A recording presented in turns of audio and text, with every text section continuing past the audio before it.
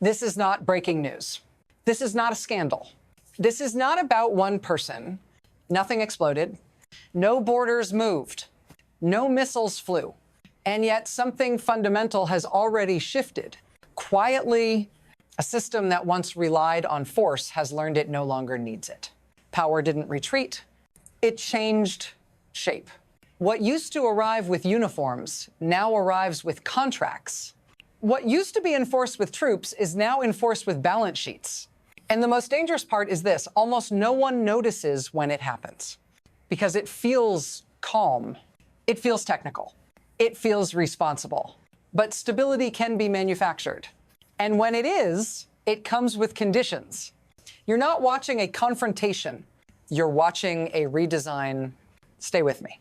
Because once this mechanism locks into place, it doesn't just decide outcomes abroad. It starts deciding who absorbs the risk at home. And by the time it becomes visible, it's already irreversible. Here is the mistake we keep making. We keep looking for the center of power in faces, in speeches, in elections, but the system no longer listens there. What actually controls outcomes now is quieter. It lives in access, in flows, in permissions that can be granted, paused, or withdrawn without an announcement. This is not about ideology. It's about dependency. When a state cannot function without a single stream of revenue, control no longer requires confrontation.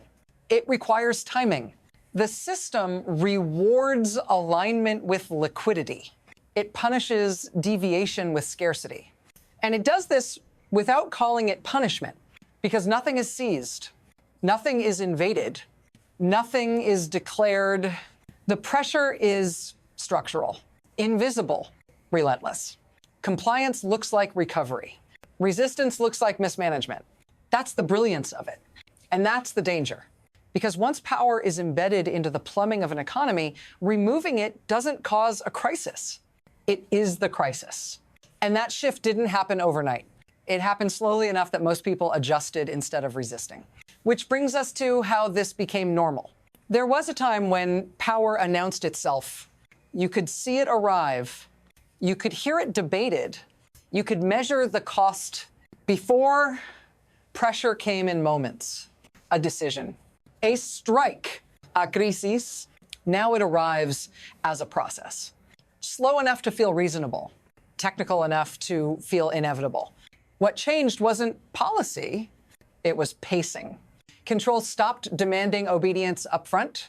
It started offering assistance first. Access before force, partnership before pressure. And once that access is accepted, the leverage is already set. Because rebuilding ties you in. Infrastructure locks you down.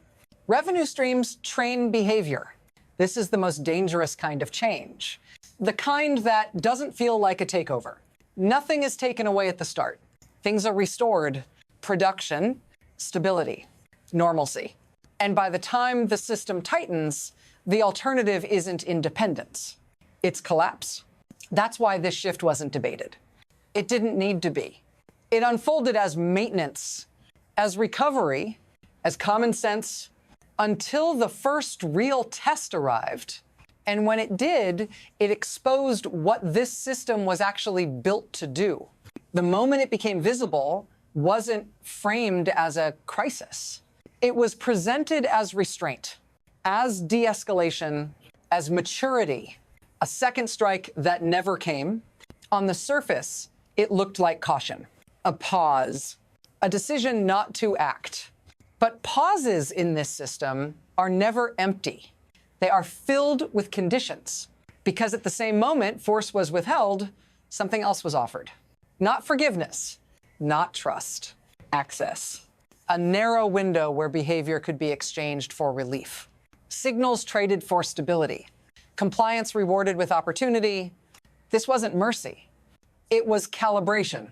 And it worked because it didn't demand surrender. It demanded cooperation. That's why it felt reasonable. Even humane. If you're watching this, pause for a second. Because this is where most people stop asking questions. Stay with me. Because this was never about avoiding damage. It was about relocating it.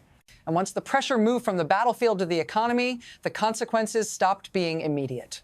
They became distributed, delayed, harder to trace, which is exactly why the next shock didn't look like a shock at all. It looked like recovery until you look at who was now holding the switch. This is how the system actually works. Not through threats. Through design, the leverage isn't applied at the top. It's built into the base. Revenue becomes conditional. Maintenance becomes permissioned. Operation becomes contingent on alignment. The system doesn't need to intervene daily. It just needs to be present. Because once production depends on external capital, external expertise, and external tolerance, control becomes automatic. Who benefits is obvious. Capital gains, stability, predictability, protection, access to resources without responsibility for sovereignty. Who absorbs the risk is quieter. The state loses room to maneuver. The population inherits the consequences of any deviation. If the system functions, prosperity flows. If it doesn't, scarcity appears and it looks self-inflicted. That's the trap. The mechanism reframes obedience as competence and resistance as failure. No orders are issued. No red lines are drawn. The switch is economic, and it can be flipped without a headline. This is why the system prefers infrastructure to force, because infrastructure doesn't leave, it stays, it waits. And the moment leadership miscalculates, the system doesn't punish them directly. It lets the economy do it for them, which is why the next phase didn't need an announcement. It needed a breakdown. Then the second fracture appeared, not all at once, not dramatically. Through decay, pipelines that hadn't been replaced in decades. Systems pushed past tolerance. Output slipping, then stalling. Numbers told the story before officials did. Production falling. Capacity shrinking. Revenue thinning. And suddenly, compliance wasn't optional anymore. It was operational. No capital, no repair. No repair, no output, no output, no revenue. No revenue, no stability. Every failure reinforced dependency. Every delay narrowed choices. This wasn't mismanagement. It was exposure. A system designed to function only under alignment begins to fail the moment alignment wavers. And here's the key detail. Nothing new had to be imposed. The leverage was already there. The system didn't escalate. It revealed itself, and once it did, every technical problem became political. Every repair request became a negotiation. Every decision carried risk far beyond its scope. This is the point of no return most people miss. Because from here on out, every path forward requires permission. And the cost of getting it wrong is no longer abstract. It's immediate. It's internal. It's social. This is where it reaches you. Not as policy. Not as strategy. As cost, because when a system is wired this tightly, its failures don't stay abstract. They show up in shortages, in delays, in prices that don't come back down when they're supposed to. You feel it when stability becomes conditional, when livelihoods depend on decisions made far from where consequences land. And here's the part that matters. In this system, people are no longer protected by sovereignty. They're buffered by compliance. When alignment holds, life improves just enough to breathe. When it slips, pressure moves inward. Jobs first. Services next. Trust last. And no one explains it that way. You're told it's inefficiency, mismanagement, bad timing. But it's structural.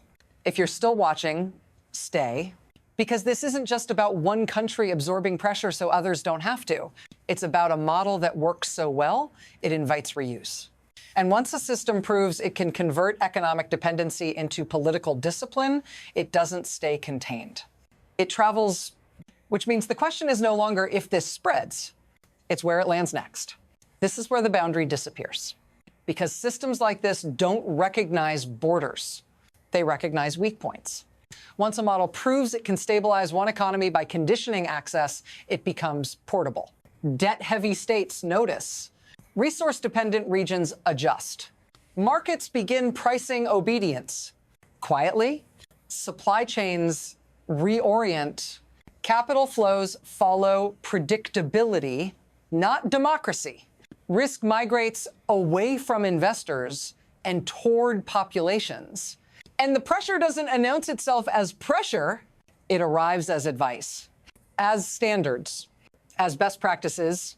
Align and credit opens. Deviate and friction appears. Shipping slows. Insurance costs spike.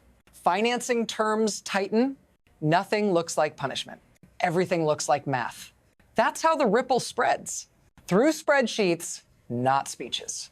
And once enough systems adopt this logic, opting out stops being an option because isolation isn't imposed.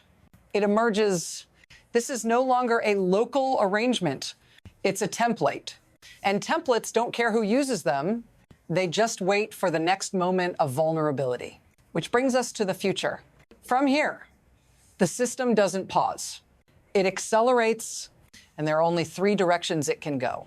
The first is adjustment, where alignment becomes routine, where conditions are met early, quietly, efficiently, stability returns, growth resumes, but autonomy shrinks. The second is erosion, where compliance holds just enough to function. Repairs lag, trust phrase, nothing collapses, nothing fully recovers, and then there's rupture, the path no one plans for, where a miscalculation breaks the loop, where revenue drops faster than control can compensate, where internal stress outpaces external leverage. In that scenario, the system doesn't correct itself. It hardens, access narrows, conditions multiply, the cost of reentry rises. All three paths look rational at the start. All three can be defended as pragmatic. None of them are reversible once fully underway, because by the time the future becomes visible, the infrastructure is already set. The dependencies are already trained. What's undecided isn't whether the system works, it's who it ultimately works for. If you're waiting for a villain, you won't find one here.